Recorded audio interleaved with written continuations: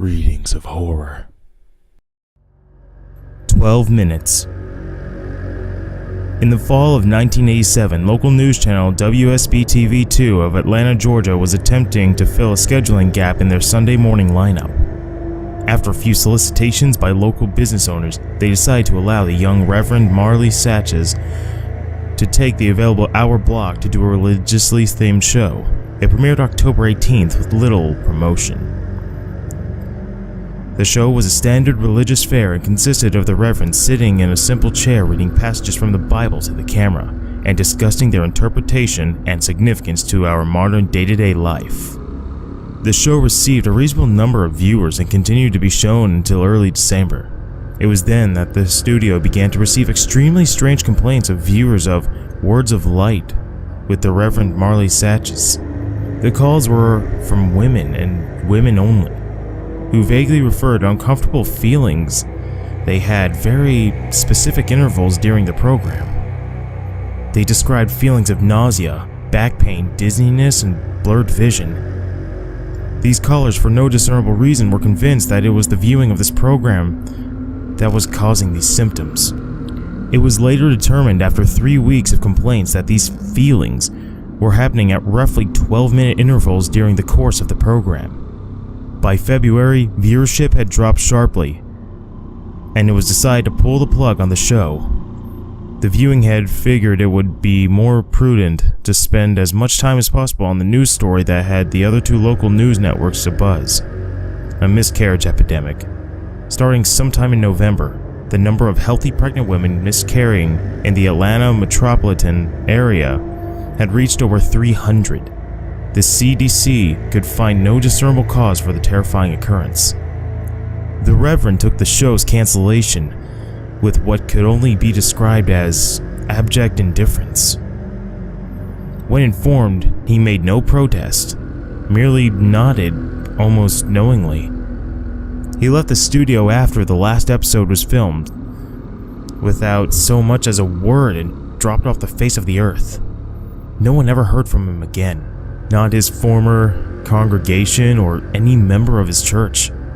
The studio moved on, filling the slot with an infomercial, and continued to concentrate on the miscarriage story. A year and a half later, an intern at the WSB studios discovered the tapes of the Words of Light and began going through them in an attempt to find stock footage for an upcoming piece the station was doing on the impact religion had on the city. The Atlanta incident, the miscarriage epidemic became known in medical records, petered out 3 months after the studio canceled Reverend Satch's show and already began to fade from the public consciousness. As the intern went through the tapes, he accidentally made a disturbing discovery about the footage. While attempting to stop one recording at 10 minutes and 45 seconds, he mistakenly jammed the fast forward button down.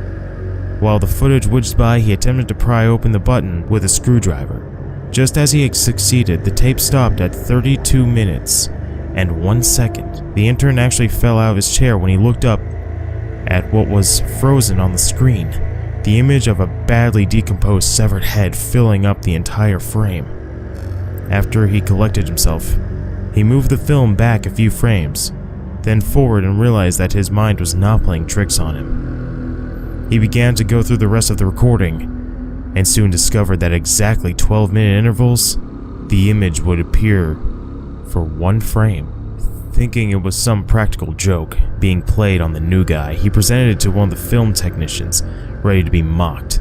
The technician was just as puzzled as him. No one had touched the footage since the cancellation of the show.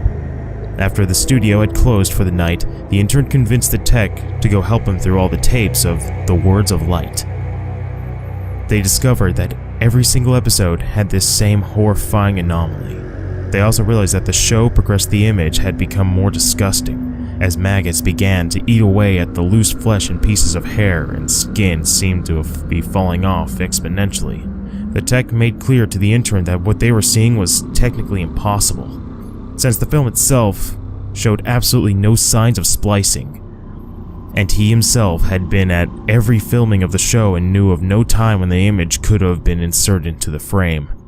All of this was presented to the studio head who, fearing some kind of backlash over allowing this to get on the air, ordered all the tapes destroyed. He told the intern and tech that he had no interest in knowing who did it at this point, only that covering their collective asses is all that's important now. He demanded they mention this to no one. The tech easily moved on, remembering the incident as a darkly funny personal anecdote.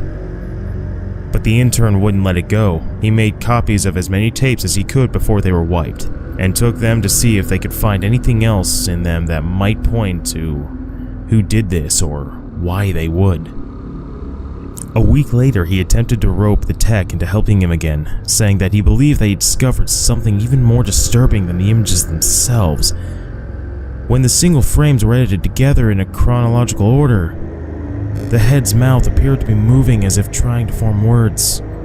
The tech, fearing for his job, told him to get rid of the copies and not to talk about it again. A week later, police responded to a 911 call made by an elderly woman in one of the Atlanta suburbs at dusk.